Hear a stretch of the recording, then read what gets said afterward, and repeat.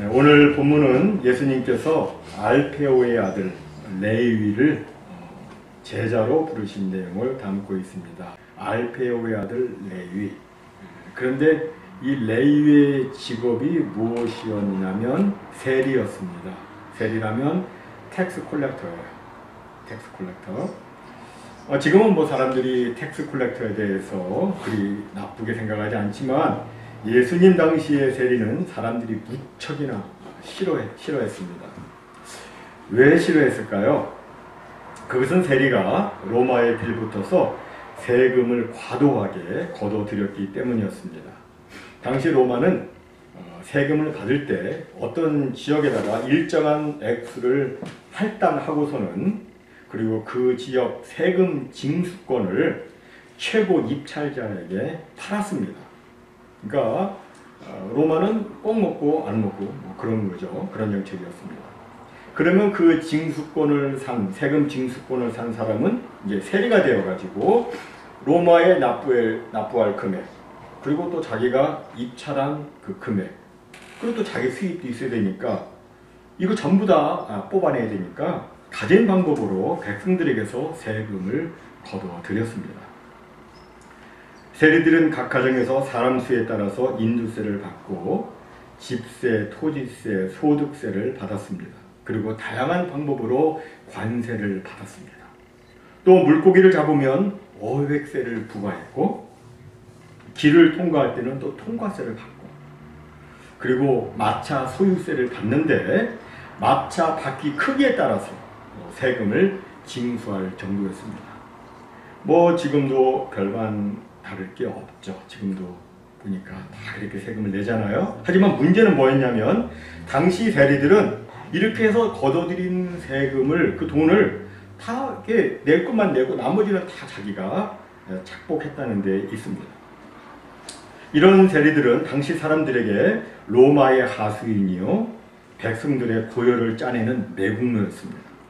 그래서 당시 유대 사회에서는 이런 세리들을 몸을 파는 창녀나 할례받지 못한 이방인과 같이 그렇게 취급을 했습니다. 그리고 세리에게는 법정에 설 그런 증인의 자격을 또 주지를 않았어요. 당시 사람들은 또 세리와 함께 식사하는 것을 아주 혐오스럽게 생각을 했습니다. 세리들은 회당에 들어오지 못한다, 교회에 못 들어온다, 이런 식으로 했어요. 또 다른 사람을 속이는 것은 죄가 되지만 세리를 속이는 것은 죄가 안 된다 라고 하면서 세리에 대해서 불편한 감정을 숨기지 않았습니다. 그들은 저기 멀리 세리가 있다 그러면 그쪽을 쳐다보지도 않았어요. 그런데 오늘 본문 14절에 보면 예수님께서 지나가시다가 알페오의 아들 레위가 세관에 앉아있는 것을 보셨다고 말씀을 합니다. 여기 보셨다는 말은 그냥 보신 게 아니고 한참을 주목해서 보셨다는 거예요. 이것은 당시 상황에 비춰볼 때 보통 일이 아니었습니다. 조금 전에 말씀드린 것처럼 당시 사람들은 저쪽에 세례가 있으면 얼굴을 돌리고 지나갔어요. 특히 랍비나 종교 지도자들은 세리에게 말을 걸지도 않았습니다. 그런데 오늘 본문에 보면 예수님은 세리 레위를 주목해서 바라보셨어요. 그럼 예수님은 이 레위를 어떤 식으로 보셨을까요? 이런 못된 매국노 같으니라고 하면서 분노의 그런 눈으로 째려보셨을까요? 아닙니다. 이에 대해서 유명한 성서학자 윌리엄 바클레이는 이런 말을 했어요. 예수님이 그 사람을 보았을 때 예수님은 레위라는 이름을 가진 그 세리 안에서 위대한 전도자 마태를 보았다. 여러분, 이 경멸받던 이 세리 레위가 누구냐면 바로 신약 성경 처음 나오는 마태복음을 기록한 세리 마태예요. 성경학자들은 누구나 이 마태복음을 유대인의 복음서라고 이렇게 여기고 있습니다. 후에 이제 마태라고 이름 불리운 그 세리 레위가 그 유대인 관리의 특유의 관철력을 가지고 유대인의 왕으로 오신 예수 그리스도, 곧 예수 메시아의 생애를 아주 정확하게 마태복음을 통해서 기술을 했습니다. 그러니까 세리 레위는 예수 믿고 변화된 다음에 하나님이 쓰시는 아주 특별한 사람 마태가 된 것입니다.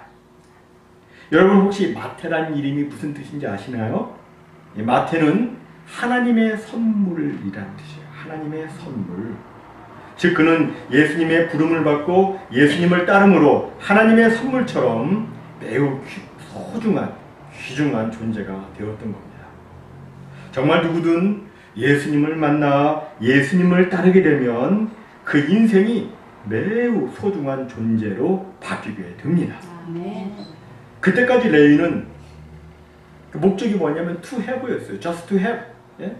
그저 많은 돈을 소유하기 위해서 수전노와 같은 그런 인생을 살았지만 예수님의 부르심을 받고 난 다음부터는 이제는 to be, 어떤 존재로 살 것인가 하는 데 목적을 둔 진정한 삶의 의미와 목적을 추구하는 복된 인생이 되었던 겁니다.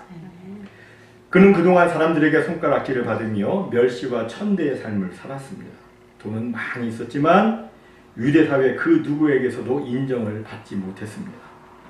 당시 세리가 되려면 적지 않은 세법을 또 공부를 해야 했습니다. 또 몇 개 국어는 구사할 수 있어야 했어요. 유럽과 아프리카 그 중간에 이스라엘이 있잖아요. 그 중간에 있기 때문에 여기 오가는 상인들이 많아요. 근데 거기서 이 세관 세리 노릇을 하려면 라틴어도 해야 되죠. 로마어도 해야 되죠. 또 히브리, 유대 땅인 히브리도 해야 되죠. 또 바로 위에 있는 아람어도 해야 되죠. 또 애굽의 그 애굽어도 해야 되죠. 그 당시 통용어인 헬라어도 해야 돼요. 대단한 사람이에요. 정치 수완도 또 좋아야 되겠죠. 행동력도 뛰어나야 했습니다.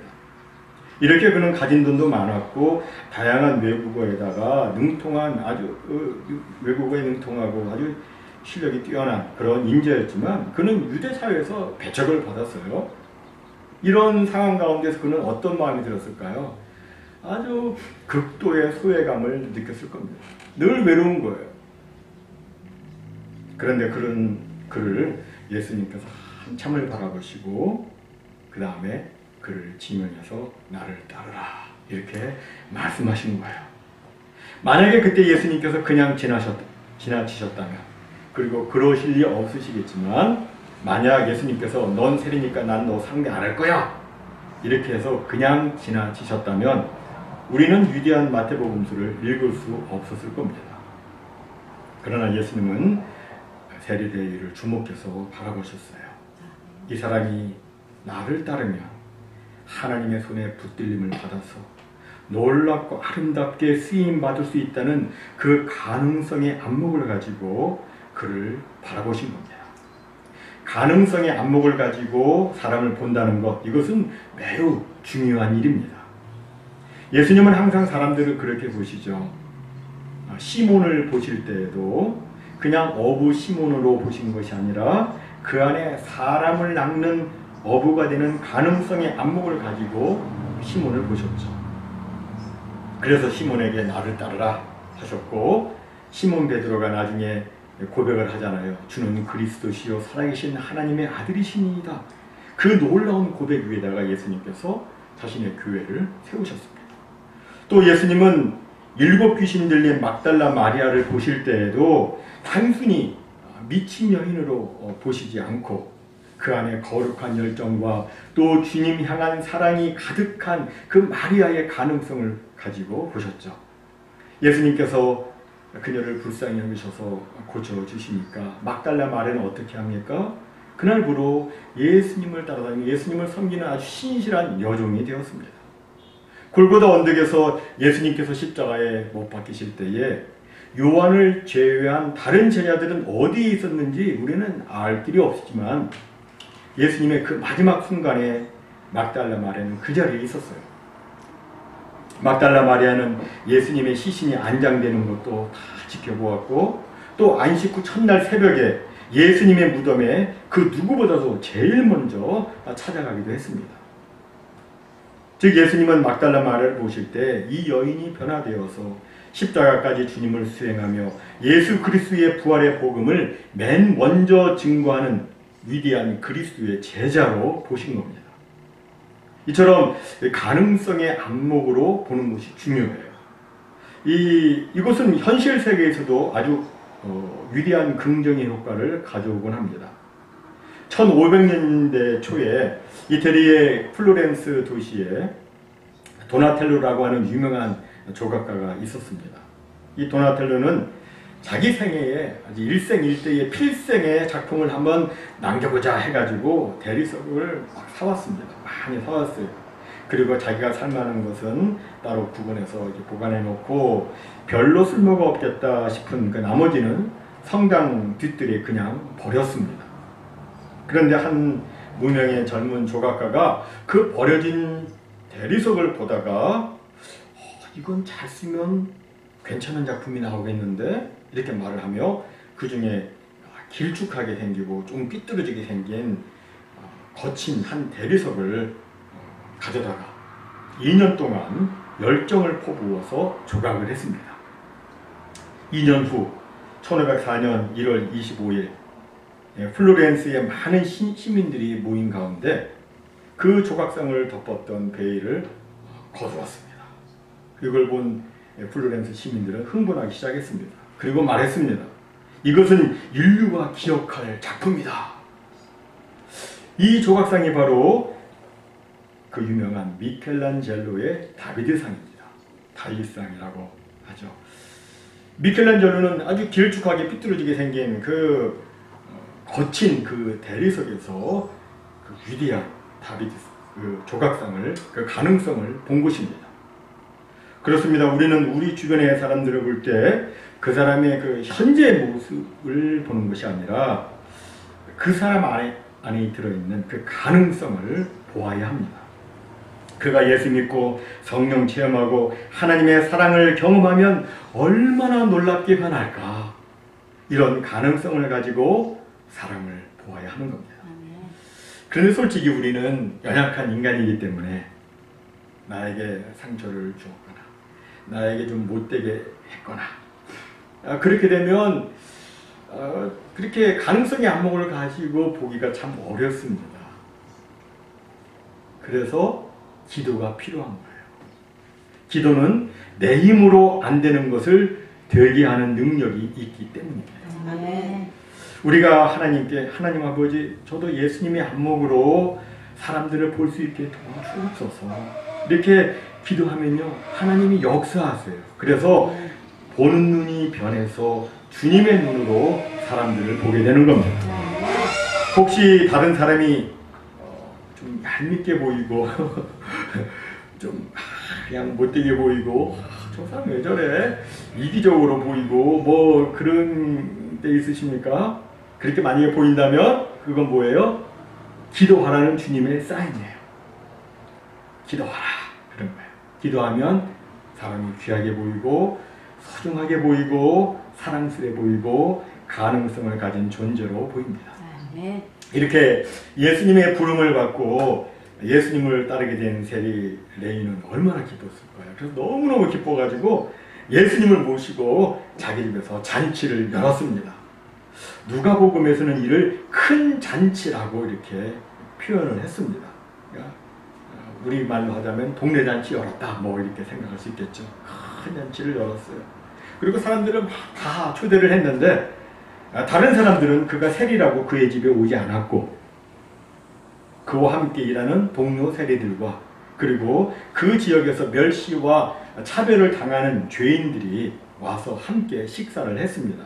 이 부분을 마가는 이렇게 표현을 했습니다. 그의 집에 앉아 잡수실 때에 많은 세리와 죄인들이 예수와 그의 제자들과 함께 앉았으니 여기 세리가 나오고 죄인들이 나오는데 뭐 세리는 설명드렸고 여기 죄인들은요 우리가 흔히 말하는 극악한 범죄자, 크리미널 범죄자가 아닙니다. 크리미널 범죄자가 아니라 여기서의 그 죄인들은 당시 유대 사회에서 모세의 율법과 관련해서 바리새인의 해석대로 따르지 않아 죄인으로 취급되던 그런 사람들을 의미합니다. 당시에는 사람들이 바리새인들의 가르침과 전통대로 행하지 않으면 바리새인들은 그들을 죄인으로 취급했고 그리고 또 사회에서 단절시켜 버렸습니다. 하지만 예수님께서는 그렇게 하시지 않으시고 그들을 다 환영하셨습니다.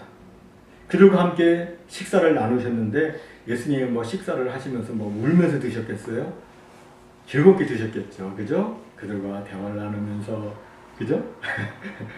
아주 웃으시면서 즐겁게 식사를 나누셨을 겁니다. 그런데 이를 본 바리새인들과 서기관들이 눈에 불을 켜고 예수님의 제자들이 이렇게 말했습니다. 어찌하여 세리 및 죄인들과 함께 먹는가? 무슨 말입니까? 왜 예수는 자기들의 규례대로 행하지 않고 자기들의 전통대로 따르지 않느냐는 것입니다.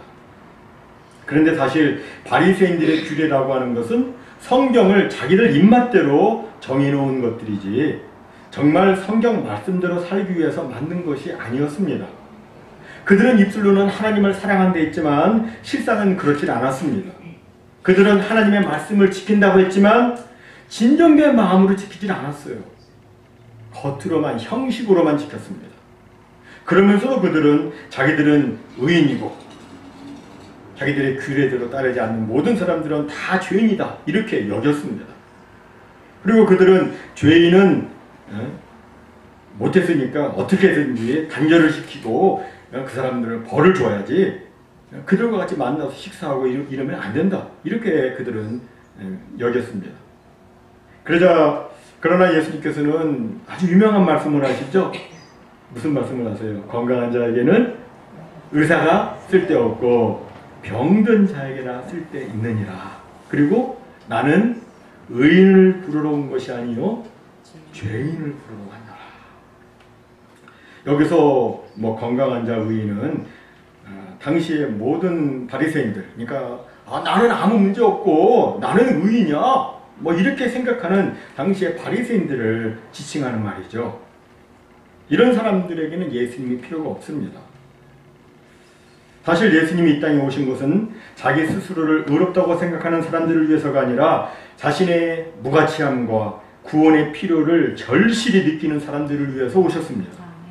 여러분, 사람이 우리 주님 앞에서 가져야 될 그 자세는 겸손입니다.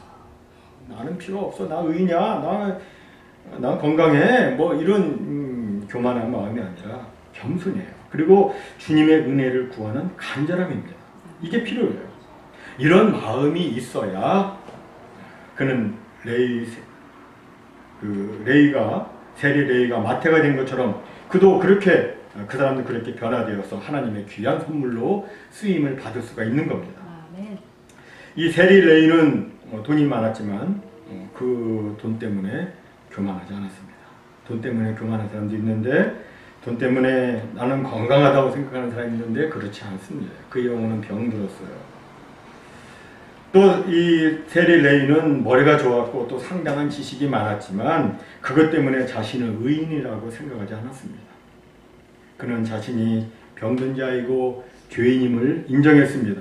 그래서 병든 자를 고치시고 죄인을 구원해 주시는 하나님의 아들 메시아 주 예수님을 그가 따랐던 겁니다.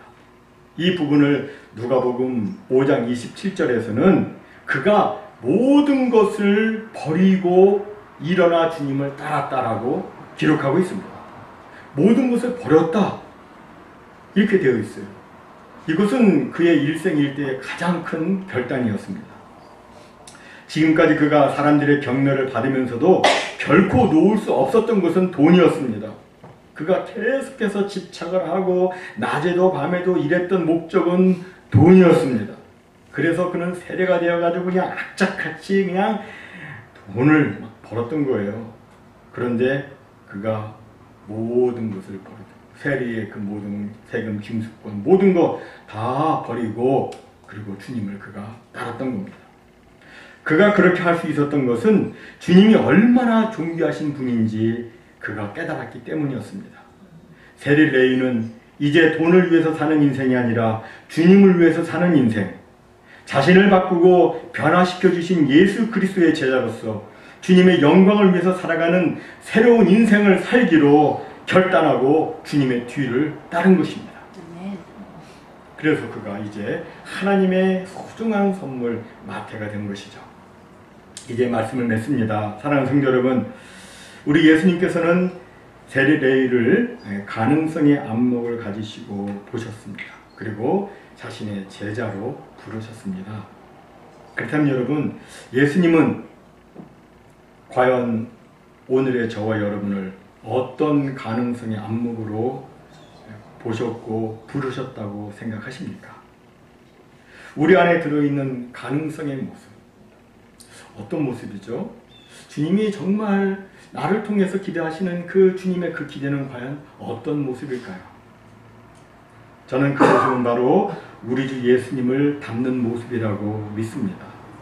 믿음의 주요 온전케 하시는 이 예수 그리스도를 그대로 닮는 그 모습, 하나님의 성품을 닮은 거룩하고 존귀한 하나님의 영광스러운 자녀가 되어서 하나님께서 기뻐 원하시는 선한 일들을 우리 주 예수 그리스도 안에서 많이 행하는 모습, 그 모습을 보시고 주님께서는 우리를 부르셨다라고 저는 믿습니다. 아멘. 모쪼록 주님이 기대하시는 모습, 그 모습을 우리 속에 자꾸 되새겨서 그 모습을 늘 기억하는 우리 모두가 되기를 바랍니다. 주님이 원하시는 모습은 이 모습이야. 자꾸 기억하시기 바랍니다. 그리고 비록 현재의 나의 모습은 부족하고 연약하지만, 그러나 주님께서 기대하시는 그 모습을 기억하고 자신의 삶의 현장에서 어떻게 하든지 하나님의 존귀한 자녀로서 선한 일들을 많이 행하시기 바랍니다. 그러면 여러분을 통해서, 우리를 통해서 우리 주님의 이름이 크게 드높여지실 겁니다. 하나님께 크게 영광 올려드리는 우리 모두가 될 줄로 믿습니다. 아멘. 이런 귀한 은혜가 우리 모두에게 충만하시기를 주님의 이름으로 축복합니다. 아멘. 아멘.